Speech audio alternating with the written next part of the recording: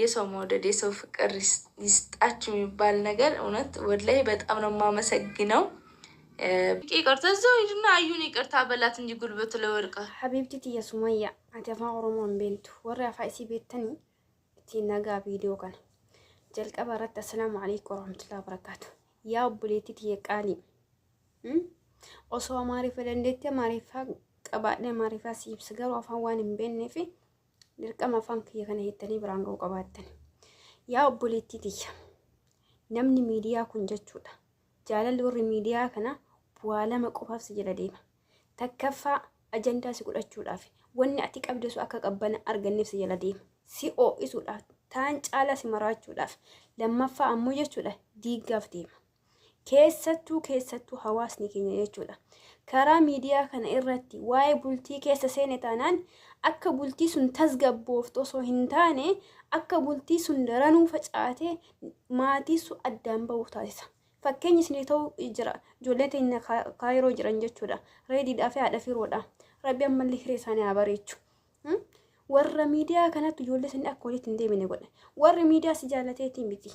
Si kabajeetii miti. Waa takka siif yaadeeftii miti. Wanni inni si yaadoo jiraate wanni ati qabdi sun jechuudha. Jechaan ati dubbataa jirtu sun. Oduu ati harkaa qabdu sun akka jabaattuudhaaf akka ajandaa sun hin qabbanuufneef malee si jaalateetii miti kas jala deemuuf si jaalateetii miti kas sagalee si erguuf maaliidhaaf akka ati daranuu ibidda taatee guggubattuuf malee. Amala warra miidiyaatti keessaaf uummanni keenya jechuudha. Dogongorri uummanni keenya qabu waa'ee bultii kana keessatti jechuudha.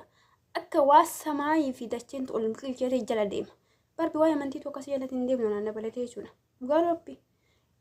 Ummanni keenya hawaasni keenya Oromoo keessaa guyyuu waa'ee bultii ga'e taanaaniin kaduu illee ciisaa ka'e karaf illee ciisaa ka'e jira kaduu maal galaa miti silaa guyyuu namni oduu bultii keessa dhagee taanaan gurri isaa rafeen bulu maaliidhaan barbisi jaalatanii fi miti jarrummaa sun akkamii addaan bahaniif akkamii jala deemnee uummata kana walii oo'isnee uummata gamaa wanyaachisnee addaan baasnaadhaaf fuutii dura jirti haa fuudhu.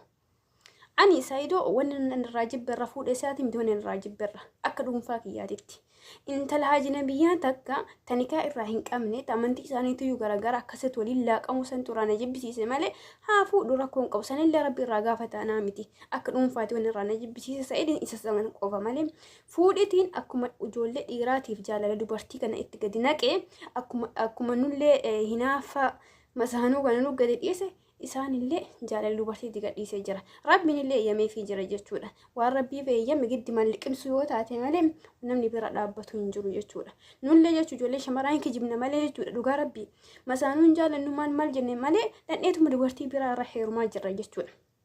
Kanaafi fuudhitti homaa miti awwal fuudhu namni walaa fuudhu walaa biqiltuu zarii haa biqiltu nuuf haa babal'atu sanyiin wanni nuuf ixaa jiru baay'ee jira waan ta'eef.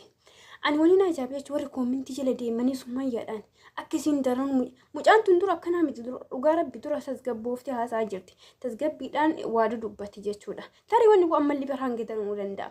Osuma biraan yoo ta'e oduu dubbiin kun sobaa yoo ta'e si warri koomintii wanni takkatti wanni sirraa argatan hin jiru. Dhugaa rabbi batakka maaliidhaafi dubbii yoo qabbeeyyan isa malee jechuudha. Sababa waa'ee bultii kana keessatti yoo tasgabbiin jiraate malee yoo namuu dhaqeetu manuma fedhe waliin jedhe dubbii oo'aa deemti. Inni biraatu inni tokko sana inni biraa jechuudha ijoollee lama warra dhimmis ilaallatu jechuudha. Saayidoo keenyaatti dhiira nu dubartiidha hin beekta. Namni dubartiin tun daftee waa jarjarti waa dubbatti waa jetti mufachuudhaaf illee dhiisuudhaaf illee hin daddafne jechuudha. Ati mee viidiyoo irraa dhaabi isin illee dhaabdi waan ta'eef yoo ati viidiyoo achi daladde isin illee dirqama si deebisuun. Warri koomintii illee jara yaa'ee waan hin taane barreessuun baay'ee wal dhiibataa deema jechuudha. Amma immoo jecha ishee irratti wanni dhagahee silkiin kiyyaa fi keessaa walitti hidhaadha. Sagalee uummanni na ergu isa dhageeffataa naa miti jette. Dhugaa rabbi taa'uu danda'a hin jiru wanni akkasii jechuudha. Eega akkas ta'e dubbiin keessan jechuudha. Eega iccitii keessan kasumeedhaaf ergama Saayidee dhageeffatu ta'e dubbii nu baddee jirtu jechuudha. Isin warri sagalee argitanii fi waan hin taane yookiin hamaa Saayidee itti fa'a dubbattanii gaarii miti dhiisaadha. Ijoolleen kun walitti deebi'uu jiranii ammallee waa addaan bahaniitii miti si dhiisa hin jenne innillee sirra fuudha jedhee malee sidhii isaa hin jenne. Carraa akkanaatu argameeti miti. Nama meeqa isii garaa qabdu dubartii garaa qabdu gatee biraa deemaa jira. Odoo isii ilmoo harka jiisaa harkaa qabdu jechuun ilmoo baatii muraasa harkaa qabdu mana gatee biraa deemaa jira. Nama meeqatu biyya Arabaa kana keessatti jechuudha. Biyya Arabaa kana keessatti nama meeqatu dubartii haadha manaa garaa godhattee isii da'uudhaaf guyyaa lakkaattu mana irraa jijjiirata jechuudha. Inni ammallee si dhiisee hin jenneen sirra fuudhaa jiraa jedheen malee. Tayyib maal rakkoo qabu walirra fuudhan. Maal rakkoo dhugaa rabbi fakkeessuu fi miti wallahi dhuguma rabbi fuyyoo. Haqiiqa ayyan nama dhibaa nama yaani abbaan manaa kan kee osoo kan kee kophaa ta'e irra bareeda. Eega ta'e hoo murtee rabbi namna fuudhaabbatu waan hin jirree fi fudhachuma malee miidiyaa irra wal kennanii deebii walii deebisuu achi viidiyoo dalaguu isii asii viidiyoo deebisuu warri koomentii jalaan deemanii waan hin taane barreessu ani rabbii keessan hin jedha warri koomentii jala deebitanii kara sa'idiidhaan illee jechuudha kara sumayyaatiin illee keessaafuu kara sumayyaatiin hin baay'ata jechuudha hin baay'ata dhugaa rabbi koomentii isii jala deemaa ilaalame wannuma waan gaarii namni barreessu nama muraasa jechuudha. Ganaafi si jirra maali si goona jinni si goona marre si goona jedhan kun wallaan geejjiban wal takkasiin godhan osoo rabbiin hin godhin siif amma sa'iduu yoo adda baasan ta'e namni abbaa kanaa dhees ilaalu hin jiru. Uummanni keenya isima rakkatti si fakkeessa akkas rakkoo sanii keessa hin baane ta'e jechuudha. Keessaafuyyuu waa'ee bultii keessatti akka namni maraatu si godha malee jechuudha. Oduu jaarsaaf jaarsee addaan bahan namni abbaa kanaa hidhuu hin jiru.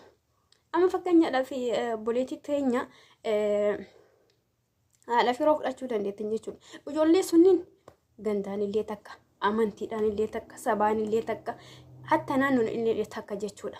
Yeroo isa wallola san jechuudha deemanii akka isii tan amma fuudhanii jannata galchaa jiranii wayitii hafarsaa turan jechuudha hawaasni keenya. Maaliidhaafiyyuu waan jidduu jaarsaaf jaartii kana gurrilee dhaguuf hin jarjaraa, ijillee arguudhaaf hin jarjartii waa baay'ee jira jechuudha. Gaafa isiin geemii taphatte ammoo jechuun namni abbaa kanaa hidhee waa isii godheen jiru jechuudha. Garuu yeroo isheen abbaa manaa isheetii wallolte akkuma isii kana fuudhanii haadhuma fuudhanii Ameerikaa geessanii Awurooppaa geessanii Kanaadaa fa'aa geessanii kanatti irraa haasan jechuun namoonni mana ijaarrate jechuudha. Kun amala keenna amala nama bultii qabu jechuudha. Yaani nama bultii keessa addaan xiqqoo seera kindi keessa jiru akka isaan addaa hidhatan gochuun amala warra miidiyaati.